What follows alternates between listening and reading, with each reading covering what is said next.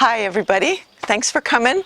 I'm here at the Cherry Valley National Wildlife Refuge today. We're going to do a kind of a combination hike and a scavenger hunt for kids.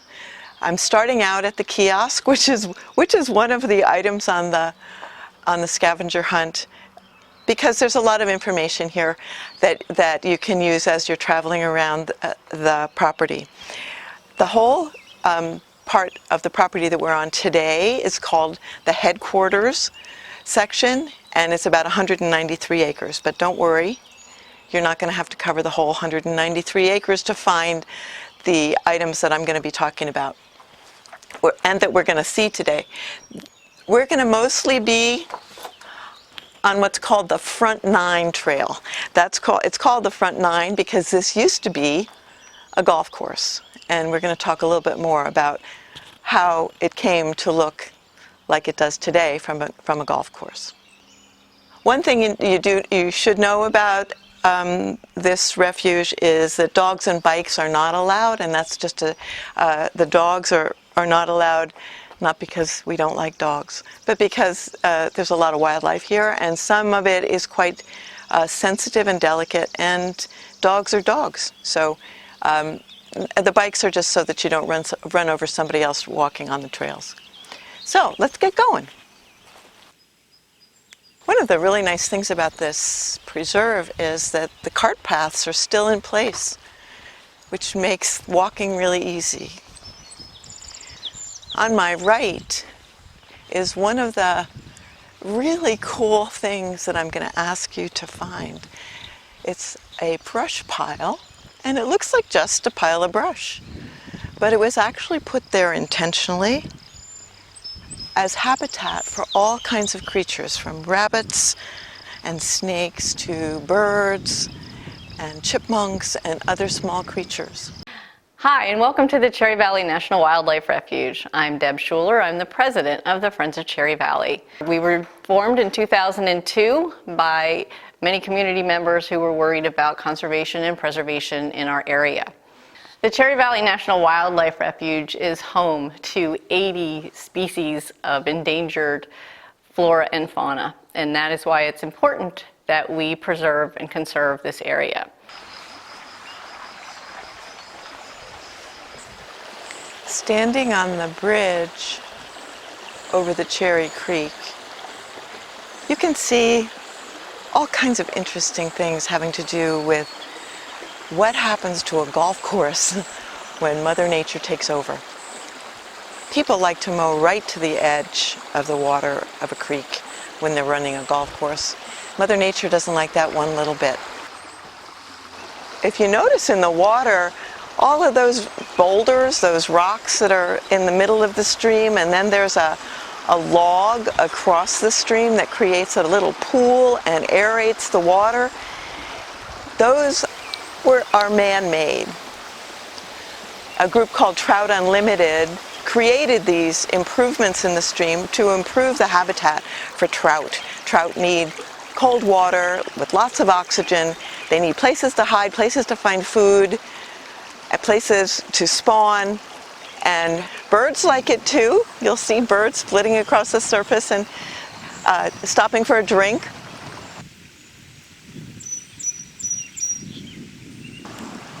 One of the useful features at Cherry Valley National Wildlife Refuge is that U.S. Fish and Wildlife, the owners of the preserve, have placed informational signs throughout the property, so you can take your time, read the signboards, the information boards, and find out quite a bit about lots of areas. My name is Jared Green. I'm the Wildlife Refuge Specialist for the U.S. Fish and Wildlife Service. The Cherry Valley National Wildlife Refuge, which is located in Northampton and Monroe counties in eastern Pennsylvania, was established in December 2008 for the conservation of migratory birds and the protection of 5 federally listed threatened and endangered species. One of the habitats that's really beautiful here at Cherry Valley National Wildlife Refuge is the forested habitat, where you'll see great, tall, deciduous trees, also some evergreens, and you'll also feel the temperature come down. It's a lot hotter in the sun in the meadow than it is here in the forested habitat. But watch out for the poison ivy. This is a good example of a small Japanese barberry plant. Unfortunately, they escape into the wild. Some of the distinguishing characteristics are that it has little spines. Later in the season, it will have red berries, tiny red berries, which the birds just absolutely love, and that's how they get scattered throughout the forest. Hi, my name is Carolyn Lang. I'm secretary with the Friends of Cherry Valley, and I got involved with the organization when the refuge actually moved right in my backyard. The property we have in Salisbury is now surrounded totally by Wildlife Refuge, and it's so wonderful being involved with the refuge, the service people here, the staff, and each other, and just seeing this beautiful headquarters tract going from a golf course where everything was manicured and they used a lot of chemical to just a wonderful wildlife and pollinator heaven with all kinds of warm season grasses and cool season grasses, and they restored the habitat in the stream and on the fields, and it's just a wonderful thing to see, and not that long of a time, the transformation that has taken place here. We're looking at the fairway of what was the Cherry Valley Golf Course. Now it's been converted into a natural native meadow. In late June, there will be coreopsis and black-eyed Susans and other wildflowers. The grasses that you see are also all native, called little bluestem and big bluestem. So we've crossed Crowsdale Road and we're continuing on the trail that they call the Front Nine. There's a lot of mugwort on either side here, and there's an invasive kind of thistle. There's big patches of it. Some of it looks pretty bad. The Fish and Wildlife Service are working with a young man who spends the summer trying to get rid of the invasives, and he's doing a really great job. So here's the little wetland, and you can see that there are trees that, like wet feet, like willows, are doing well here. There's a small willow and a nice big one where the red-winged blackbirds like to hang out.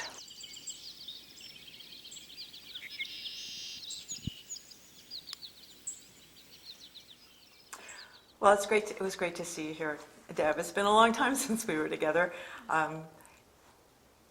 The work that you've done here makes a lifetime worthwhile, in my opinion.